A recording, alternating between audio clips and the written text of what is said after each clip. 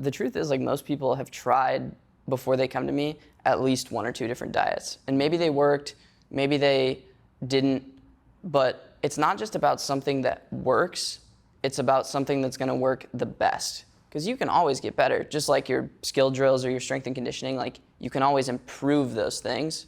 I look at nutrition the exact same way. You can always improve upon what you're doing. You know, it doesn't necessarily mean it's right or wrong.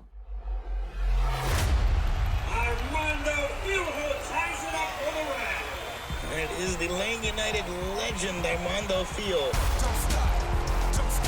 Welcome to FC Game Changer. We got game.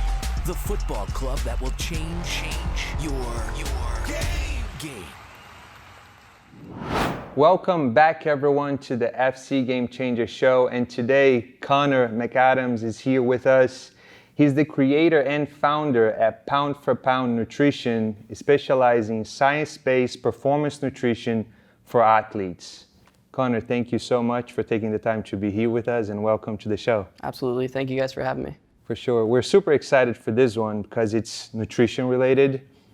And for the FC Game Changer project, we have mindset, strength, and nutrition as the pillars. We have the nutrition at the bottom as the foundation of everything, of performance for athletes. So the first question is the why. Why did you become a nutrition coach, and how nutrition has played a big role in your life? Yeah, so originally I had some early successes and early failures in my athletic career, and just some inconsistencies in performance. And some of them really, I truly believe, originated mostly from mistakes that I made in my nutrition and inadequacies in fueling my performance. So I would get injured, I would get fatigued during workouts and not know why.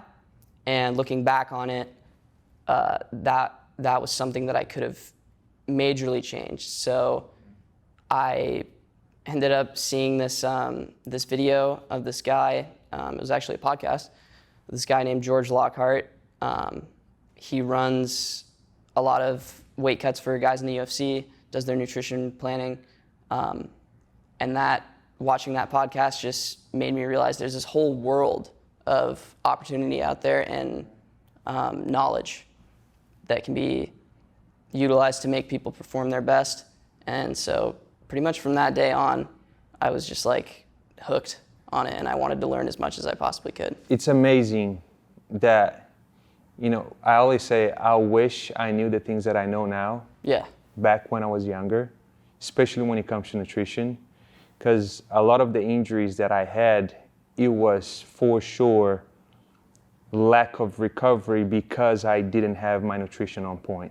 Definitely. So I think for, the younger athletes nowadays should kind of consume content like this one, listen, watch to a podcast like this one. I think that's the idea for them to, don't make those mistakes. Now you have the information to kind of, keep yourself in the game for longer, train longer, recover faster, and be on top of your game. So that's the main point. And there's so much information out there now with the internet. Some of it obviously is going to be like a little bit off the deep end as far as like maybe it's not necessarily true, but there's so much good information out there that you can latch onto and just even begin to understand how to fuel yourself properly is a step in the right direction, and seeking out that knowledge is how you do that. Right, that's a good point though, because there are sources on the internet that's actually dangerous. Yeah. For some of these kids, some of the kids should be consuming, because they're just watching because they search something on YouTube or even on Google, and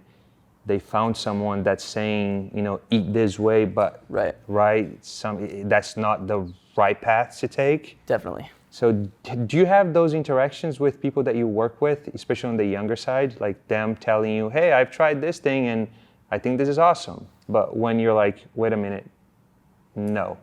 Yeah, the truth is, like, most people have tried before they come to me at least 1 or 2 different diets. And maybe they worked, maybe they didn't, but it's not just about something that works, it's about something that's gonna work the best. Because you can always get better, just like your skill drills or your strength and conditioning, like, you can always improve those things.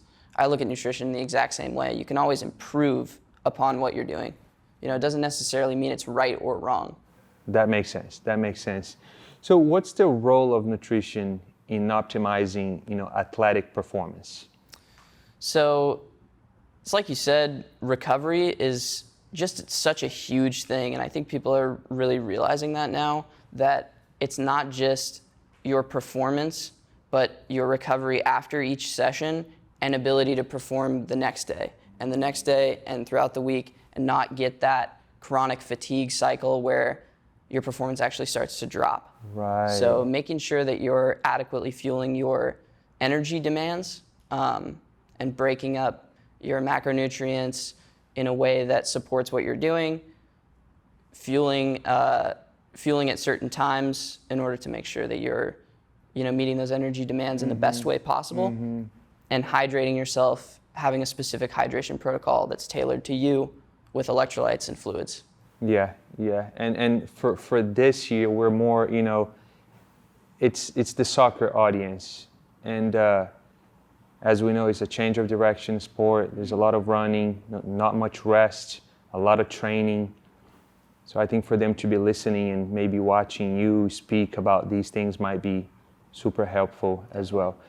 Your approach to managing nutrition needs to, let's say, a young athlete, especially on the growth and development portion of their lives, how does that work? Well, I think you got to look at two things. You got to look at building their mindset for nutrition. So setting them up to be a successful adult, whether they continue to play or they are just going to be somebody who's, a general population person. It doesn't really matter. You have to set up healthy habits with nutrition and a healthy relationship with food, first of all. And then making sure that they are eating just enough, because most of them aren't. Interesting, huh? And you burn so many calories throughout the day and you don't realize it, especially as a kid. Right? You're constantly running around, you're playing with your friends, maybe you play a sport after school. You're burning so much energy, and you want to replace that energy and also account for the amount of energy that it's going to take just for your body to grow. So that's a good point. For kids, they move way more, a ton. right? They're constantly moving. Always moving. So the intake needs to match, or even in a surplus sometimes, depending on if they're in season. Yeah. Because it's interesting that you said that, because some of this, they have their high school sports, let's say soccer during high school, but they also have club soccer too, and they're playing outside. It's the weekends, it's the tournaments during the weekends as well. Right. So what's that conversation with, even not just with the kid, but with the parents as well? I think education is something that the parents should be seeking out. Just like, not even like, going to school or something. I'm talking merely about like, what should I be feeding my kid and what can I tell them so that they have a healthy relationship with food moving forward. Like, you want to really have a split. I never tell people like there's good and bad foods. We were talking about before the podcast about like, pizza and ice cream and stuff, and it's like there's a place for that in everybody's diet, right? But you also have to teach kids like, okay, you can eat this sometimes, but then in order to perform and feel good, we're gonna add vegetables into this meal. We're gonna, add some clean sources of like carbohydrates. We're gonna add a lean protein source. So you're fueling yourself properly, but then, it's also like, you wanna maintain that healthy relationship with food and not label foods good or bad. That's a good point. That's a very good point. You mentioned macronutrients. Can you kind of break that down especially for the young athlete to understand that a little bit better, what they are, and the maybe percentages that they should be seeking for, especially on the protein side? Yeah, definitely. So protein is definitely a really, really important macronutrient for athletes. It's going to help boost your recovery for sure. It's going to help you retain lean muscle mass, which obviously we all want more of. But carbohydrates are also super, super important, especially in a glycolytic sport like soccer. It's quick direction change. You maybe get 2 to 5 seconds of rest on the field, and then you're immediately sprinting another direction. Correct. You've got skills to do in that time as well. So making sure that you're meeting the energy demand and replenishing what is called inside your muscles, we store glycogen, and that's carbohydrates stored inside your muscles and inside your liver. You have a certain amount of that you can store based on how much lean muscle tissue you have. And so you want to make sure that it's constantly repleted so that way you can explode when it comes game time I see. or It's like practice time. a fuel. It's like a gas. Yeah, exactly. And it's when basically carbohydrates are your main source of fuel during high intensity exercise. So when you're exploding, probably the majority of a soccer game is going to be glycolytic exercise. So Yeah, going back to, watching different sources, I do my research as well because I've played, but I want to keep myself as healthy as I can because I do want to play with my kids, grandkids in the future too, right? definitely. And I've had 2 ACL injuries before, so I need to pay attention to not just nutrition, but my strength training as well, For so I sure. can keep playing. I've listened to podcasts, I've watched a lot of people also talking about the more fat instead of carbohydrates and using fat as your source of energy. What do you think about that? When is that, better used, or it is for certain sports that would be more fitting? What do you think about that? There's a saying that the guy who I have my certification through actually says all the time, and it's give the body what it needs when it needs it. When we're aerobic, right now, you and me having this conversation, or if we were to walk down the hall or something, our heart rate isn't high enough to where we're gonna switch over to carbs being our main source of fuel. So fat is probably gonna be our main source of fuel. Interesting. So when we give the body what it needs when it needs it, you wanna feed fat at times where you're going to lean more towards that that aerobic side of things, so lower heart rate aerobic when oxygen is present. And then when we're anaerobic, carbs are going to be our main source of fuel. So it's learning when to put those two things together, and it's not always 1 + 1 = 2, because a lot of people are going to hear that and they're going to go, oh, okay, well, on my rest day, I'm just going to eat only fat, Right. and then when it's practice time, I'm going to eat carbs. It's like, you got to think about what the last thing you did was too. Because if you just went and burned through all your stores of glycogen, you've got to replete those after the workout. Because if you go into fat, you're If never you just go straight to fat, True. you're not replenishing those stores. And then come time to go do workout number 2, let's say after a rest day, you're completely out of glycogen. You can't explode. Yeah, and I've tried that myself. Yeah. And as you're talking, I'm like, that is correct. Because I played a season on a higher carbohydrate and felt great. Could run, could cut, could explode, felt extremely well. Next season, I tried on a higher fat, much less, pretty much a keto diet at Right. that point. Felt more fatigued, could not, run as much as I could when I was on a higher carbohydrate Right. diet. That's interesting. That's pretty interesting. What are pitfalls and common mistakes in athletes' diets and how to address them? I think it's mostly inconsistency is the biggest pitfall. People are not on top of what they're doing, and so they're behind it. The best way I can communicate to somebody that they need to be dialing these things down in their nutrition is you want to stay ahead of being hungry. Just like the concept of, I know most people have probably heard this, if you wait to drink until you're thirsty, it's too late. You're already dehydrated. If you wait to eat until you're hungry, it's too late. You're probably, practice is in an hour, you're starving. One, if you scarf down a bunch of food, you're going to be feeling really full and bogged down during practice. But 2, you're not even going to have access to the energy from that food for the most part.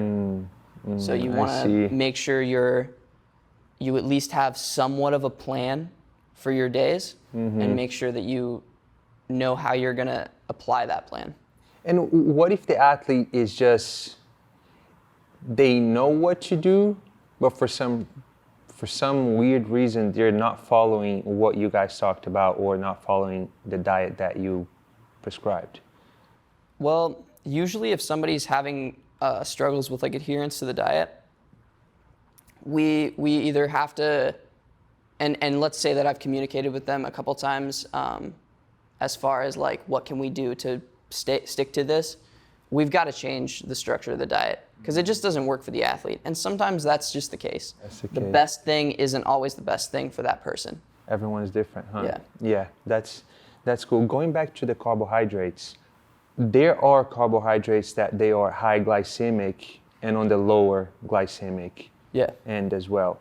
Is there like a better one to eat before you train, you have a game, or is it all the same, and how does that work?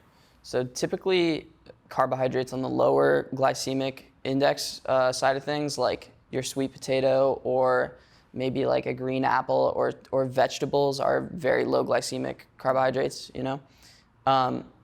They are gonna take a longer time to digest and turn into usable energy. Okay. So that's something where let's say you're having a meal 4 hours before training or a game. That's where you want to apply those low glycemic index carbohydrates to that meal. Pre-game, like within an hour, hour and a half, depending on the person, you want actually things on that higher glycemic index. Interesting. Because like your honey and maple syrup or like a juice or something, because you're going to be able to absorb that and immediately use it as energy. So that's like a cheat code for athletes then. Definitely. And if you want, this is a huge thing that I do with all my guys. So this is a cheat code, but I like that. Intra workout carbohydrates are the way to go, especially if your workout is longer than 90 minutes. Okay. So if you're going to do a 2-hour practice, you need to be thinking about, you know, can I have a Gatorade with maybe a little bit of, because you want a little bit of sodium to replace electrolytes through sweat. Okay. And you want some simple sugars that can break down quickly and immediately start using them as food. Using them as food. Can you give us an example? Though, like you mentioned Gatorade, but like for intra. I think Gatorade gets a bad rap because people look at it and they're like, there's sugar in it. I shouldn't be having this. But there's times to consume that. There's That's definitely what you're times. saying. A little bit of like a 12-ounce bottle of juice or a 16-ounce bottle of juice, like fruit juice, specifically fruit juice, mixed with either some salt or an electrolyte packet with around 500 milligrams of sodium. Because the truth is most people are sweating about 1.3 liters of fluid every hour during intense exercise. So you want to replace not only the fluid, but the main electrolytes that we lose during exercise are sodium and chloride. So we want to replace those as well. That's great. That's really good to know. I'm actually taking notes right here too, for trainings, for games that I'm going to be playing in the future. What about after, post-training, post-game? Post and intra look very similar. The only difference is you're going to add protein into the post. And before you wouldn't. Before you would also want a little bit of protein. A little bit. It's going to be a lower quantity just because you don't want to be digesting something huge. So maybe like something I'll easy tell to digest. Have like half of a protein shake and then some simple carbs before. Whereas afterwards, you're looking to recover. Protein actually speeds up the uptake of carbohydrates. Okay. So that's going to help because the truth is the faster you can get to recovering, the more recovery you're going to have. So if you can fit that protein and some carbs in right afterwards, you're going to recover better. And definitely make sure that you are on top of your fluids, intra and post. Post. Yeah, no, that's great. That's great. Okay, so we talked about pre and post. Let's imagine that you're working with a soccer player right now, and how does the amount of food in terms of calories, but that also broken down into the macronutrients that person is having to consume, and the amount of meals, the optimal amount of meals throughout the day?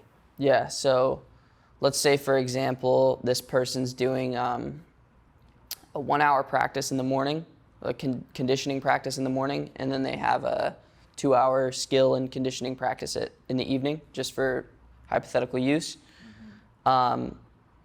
We would want to structure their meals and their snacks around the practices, so giving them the carbs that they need before, maybe a little bit of protein before. We would want them to really recover from that early morning session. So we're going to make sure they get an adequate amount of protein and carbohydrates after that matches the amount that we are estimating they burned during the session. We want to make sure that they're on top of their hydration during that session and even before. Because when we sleep, we lose a lot of weight through sweat, but also respiration. Wow. We're losing fluid through respiration, so I want to account for that.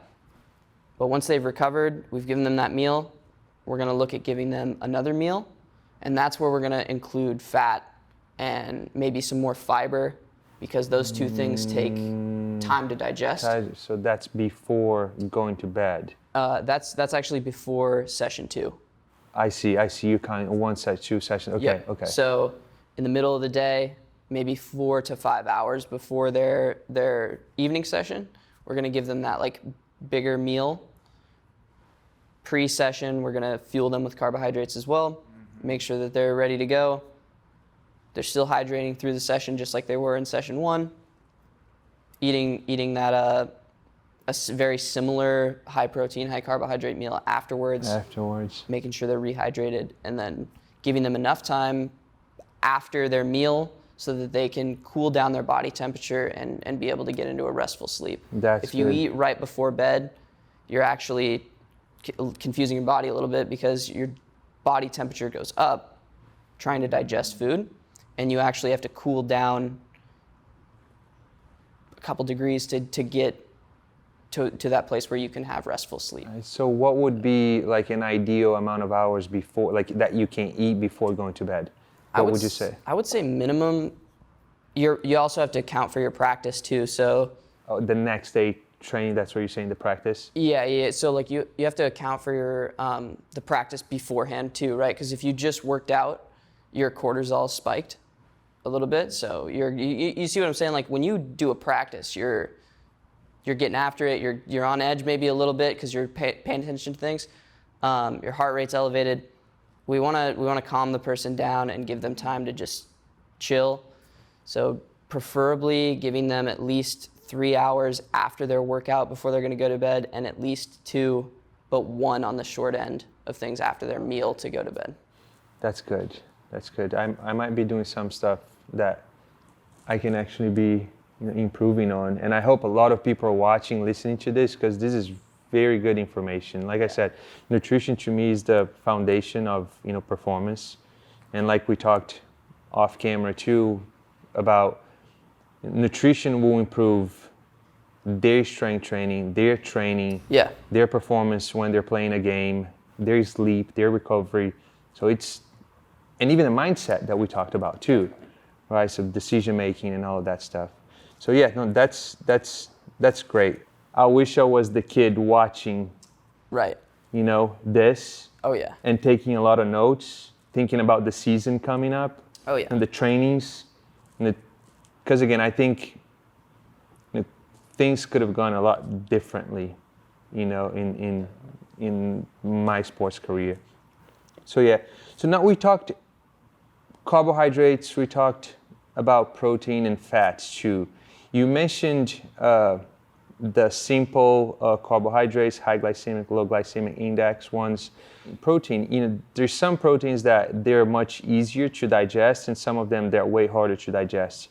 What do you recommend for athletes, and when to eat the ones that's harder and easier to digest? So a lot of the times, I think protein that's like, let's say in the form of meat, like red meat or something, is going to be associated usually with like higher fat content, and that can slow the digestion of the overall like what you're eating. So you want to just account for, if you're going to have something with higher fat content like red meat, giving yourself like 4 to 5 hours before you intend to do high intensity exercise Okay. is probably going to be your best bet. Now, that's not saying don't eat again, because if you just ate 4 to 5 hours before your workout and then tried to exercise, you'd probably be out of fuel. Yeah. And then we can use things like whey protein isolate or something, or if someone is vegan or vegetarian, there's vegetarian protein powders that they can use for like that pre-workout usage or the immediate post-workout usage. Okay. You mentioned vegetarians and vegans. That's a topic to be discussed as well, because a lot of athletes, they are vegan, they are vegetarian. What would you recommend in terms of getting the right amount of protein throughout the day? Because for them, let's say for the vegans, they're not eating meat, right? They're eating a lot more, I would say, carbohydrates, right? In that case, what's your approach with those athletes? I think they just need to be really, really diligent about their intake and understanding that the amino acid profile is not as favorable in non-meat-based sources of protein. Like it's just not. So you have to take into account, like, I am not getting as many essential amino acids as somebody who I'm competing against that's getting those from meat, if they're eating a meat-based diet and I'm eating a plant-based diet. So I need to up my protein intake by finding things that I can eat that have higher quantities of protein in them. Because a problem we run into, and this is like mainly for people who are like struggling to eat enough to meet their energy demands, but also for this group of people, is just overall food volume. If you're constantly just slugging back meals to try to meet your macronutrients, especially things like beans are like probably the number one thing I think most vegans and vegetarians think of when they think of protein. There's a lot of fiber associated with that. And so you can get some serious issues with your gut if you're just, eating 100 grams of fiber a day. So you got to be really careful and look into ways that you can get that protein in without, feeling like you're bloated and full from just overall food volume. You mentioned plant-based protein powder too. Yeah. That could be something that they could supplement too, right? Definitely. Yeah. Looking into like what it's made from and trying to find ways to find the best amino acid profile in those plant-based protein powders. So doing some research, like which one has the highest percentage of EAAs, so essential amino acids, the better off you're going to be. I see. We've been talking a lot about training games and nutrition related around let's say the in season. But for off season, we don't play as many games as in season, obviously, right? Does nutrition change during the off season? I think it can change. I think you need to look at the specific athlete and see what problems they're dealing with. If they're experiencing some adrenal fatigue, or maybe you just played a hard, how long is the soccer season? So it would depend. Depend? Yeah. What's like on the longer end of? Let's go a 6 to 9 month. So 6 to 9 months of they're playing games, they're in season. You might start to have somebody experience something we call adrenal fatigue, and that's just when you've been pushed to your absolute limit, and now you're in this rest period. We might actually not change their nutrition or specifically keep it up as far as like energy demands to help this person recover and make sure that they're still staying like metabolically sound, right? So their body doesn't start to, shut down and burn less calories and have less of an ability to perform. We want them to recover during that off-season time so they're ready to go again. I see. And that's also going to depend on the amount of exercise that they're doing. Definitely. During the off-season too. Definitely. How do you adapt nutrition to travel-related challenges? Climate, heat, cold, Definitely. Yeah. You know, I have the principles that I run with for everybody, and I really make sure that I hammer them when we're dealing with somebody traveling. So if you're, going to a higher elevation or something, there's not a ton we can do on the nutrition side of things other than make sure that we are absolutely dialed in with the principles that we're constantly preaching, and that's being hydrated. Because you're in a, for lack of a better term, you're in an uphill battle with the elevation, right? Making sure that you're hydrated, making sure that all your energy demands are met with your meals, and it's just going to give you the best shot possible. Another thing is doing some research beforehand. If you're somebody who does travel a lot, let's say you're on a traveling team and you know that you're going to end up in maybe a city that you don't know, research some grocery stores, find out, do they have the things that I like there? Because that's a big piece of everybody's game day. Maybe you have a specific meal that's your lucky meal that you do. Yeah. You want to make sure that you have access to that, so you're not surprised by oh shoot, now I don't have that. I'm scrambling to try to find something that I can eat. So yeah, no, I've heard from nutritionists before, don't try new things. Definitely. Is that a fact? Would you recommend that too? I think if you're not used to eating those things before, let's say even a game. Yeah, I think you're super lucky to have the ability to practice your nutrition strategies, because mostly I do work with MMA athletes mostly, so we have to slowly lose weight, and sometimes we can't exactly mimic the nutrition strategy for game day, right? But you guys can, every time you go to practice, mimic, okay, what am I probably going to do on game day as far as my energy demands? And that's getting as many practice runs as you can for eating how you're going to eat is the best way to do it. Cool. So let's do a quick grocery list right now for a young soccer player. What would you recommend on the carbohydrate, on the protein, and on the fats for in season? They just finished preseason. Let's tailor this for college soccer players. Gotcha. And they're getting into season, and they're okay, I'm gonna get serious about nutrition. I'm gonna go to the grocery store. A quick list. Making sure that you have something very quick as a snack that you like right before practice. So high in carbohydrates, maybe it's juice, maybe it's a rice cake with honey, maybe it's some sort of bar that's high in carbohydrates. You have electrolyte packets that have at least 500 milligrams of sodium in them. You've got access to water, and you're making sure that you're drinking an adequate amount of water throughout the day. I would say sweet potatoes are a great way to get in complex carbohydrates. Love them. Brown rice is another great way to get in a lot of calories and complex carbohydrates.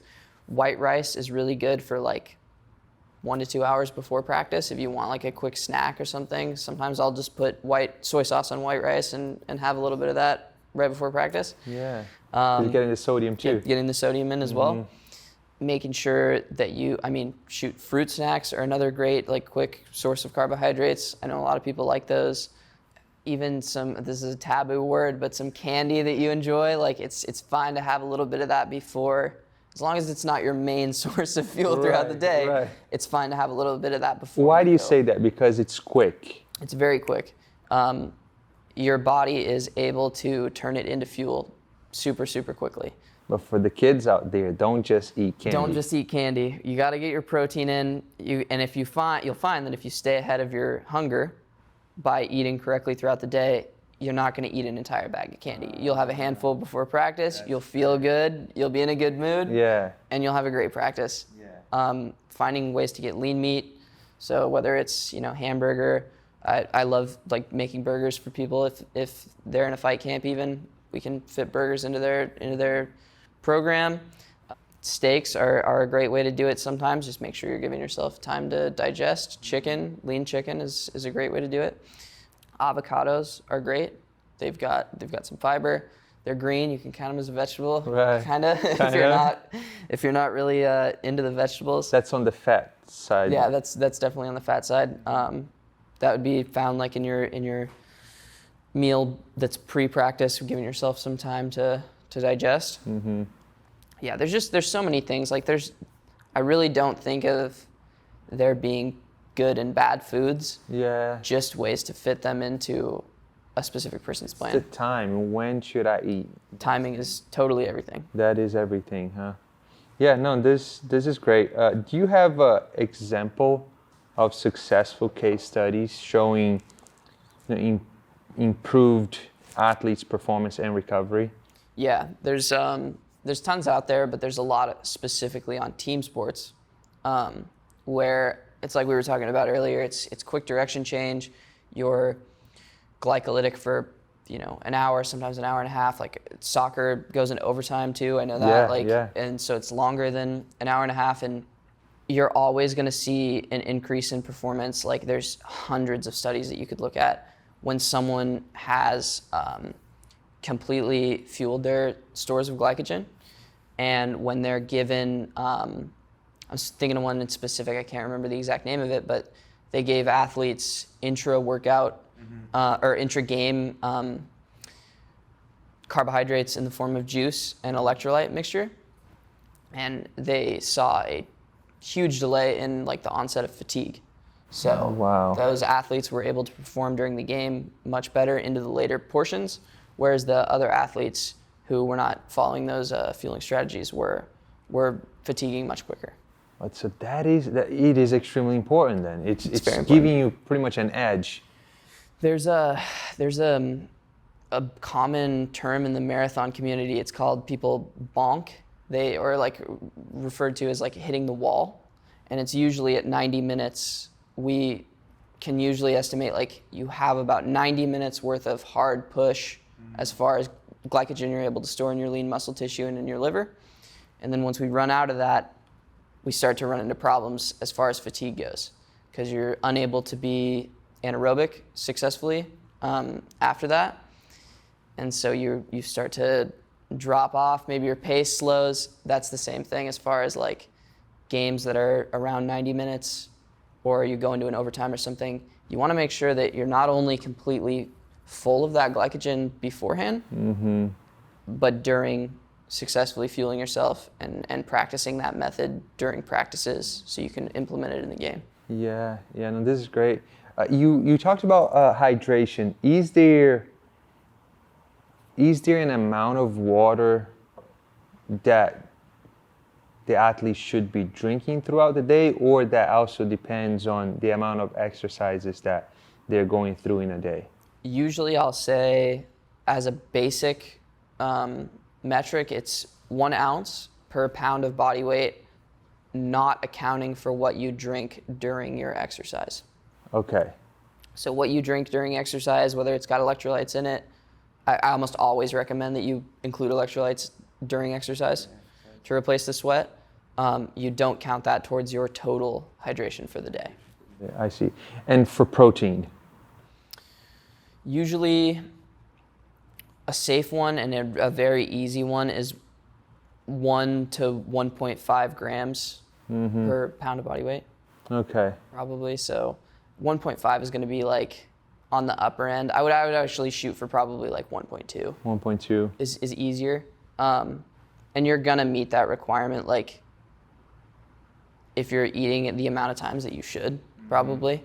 But sometimes that can be rather difficult. So like finding a way to supplement with protein shakes just to keep that, again, that food volume lower so you're able to keep eating. For athletes on a budget, would getting into a very, a diet, like, let's say you're prescribing someone a diet or telling them things to do. You said there's no bad or good food, right? But if they're complaining about, hey, I don't have the money to do that, I do want to improve myself and eat a lot better than I'm eating right now, but I just don't have the budget, the money.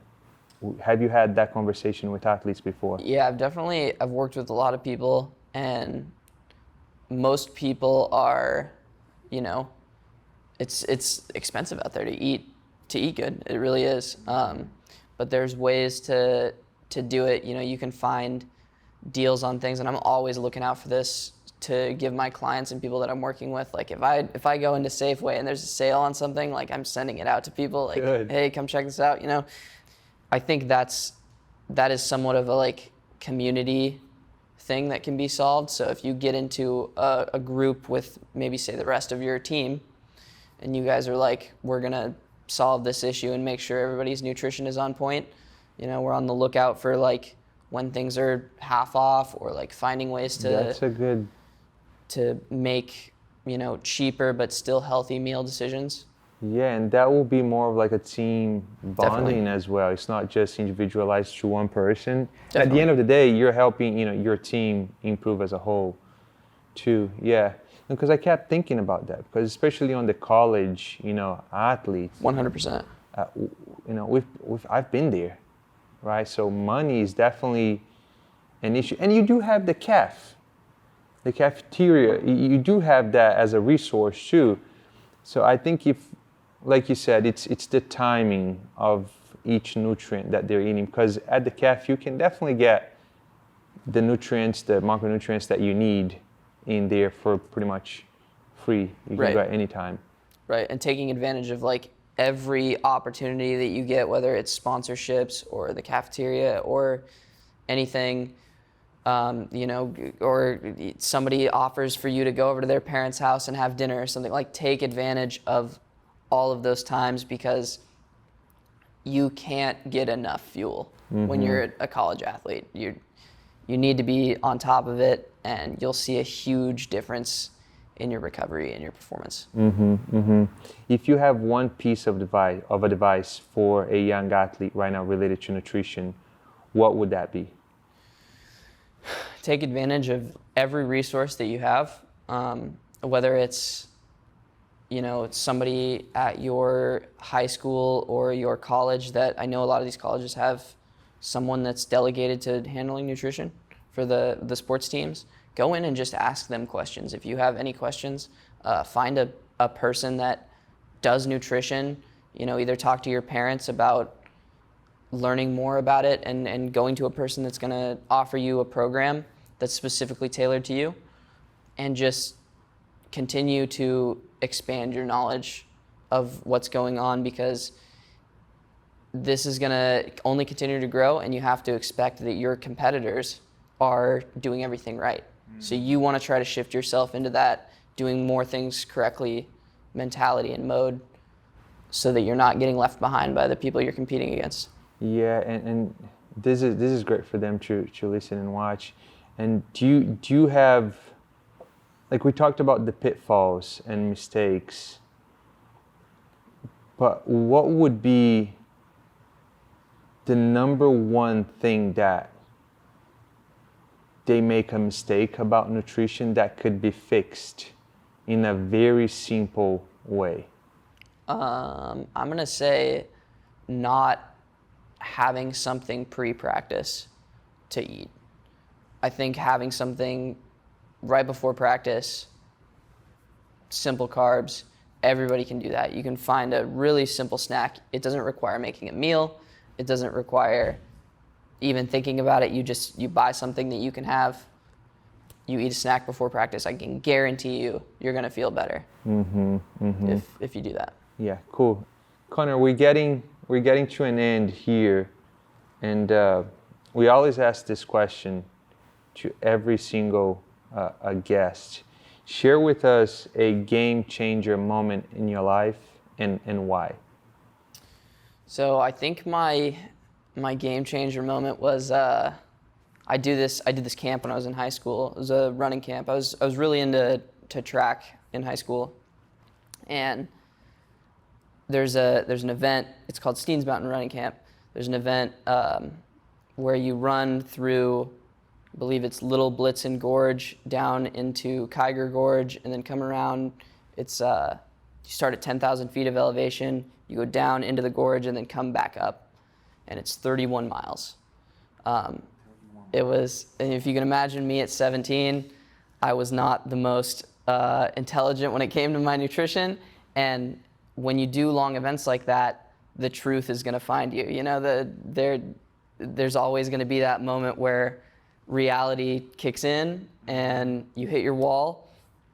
And I definitely, the first time I did it, I hit my wall and I didn't know why. And I think most of those reasons were I wasn't paying attention to what the people were saying at the camp. You know, they had registered dietitians there giving us information about what we should be eating and telling us that we should be eating. I skipped the breakfast that day. Like, I just wasn't hungry. I wasn't paying attention. And that was 31 miles. and 31 miles. And so I think at that time I had eaten like a PB&J and a bag of Lay's potato chips and maybe drank a couple liters of water. So I was severely depleted, and I had one of them actually come to me because I sat down, I was delirious, confused, and this guy gave me an electrolyte packet, and he gave me some food, and I just immediately, like within minutes, was feeling way better. I ran out of the canyon, ran back to camp, and I still think about that every time that I don't go into a workout with maybe the best nutrition or hydration, because I still make those mistakes all the time. Yeah. And I just remember, like, you can change your performance so much just by doing very simple stuff. And That's awesome. Yeah, because that was, Jesus Christ, that, because of nutrition related, thing that happened, you were able to bounce back and finish the whole thing. Something that I was moments before that very I'm done. Content with quitting. Right, I was gonna have somebody carry me out on their back. But then you're able to finish it. Yeah. Wow, this is great. Man, thank you so much for taking the time to be here with us. Absolutely. This was very, very good. I learned a lot from everything that we talked about, and I hope everyone that's listening and watching also, learning and learned a lot from you. And where can people find you? So I'm on Instagram at Conner_McAdams, and also P4P Nutrition. And I am accepting new clients right now. So anyone that's interested in working with me, I know that I usually work with MMA athletes and weight class athletes, but I also work with other athletes and general population people as well. Cool. Thank you. Yeah, absolutely, man. Thank you. This was great.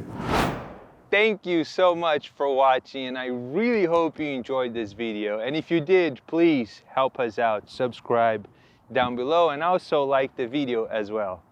I hope to catch you soon. Have a good one.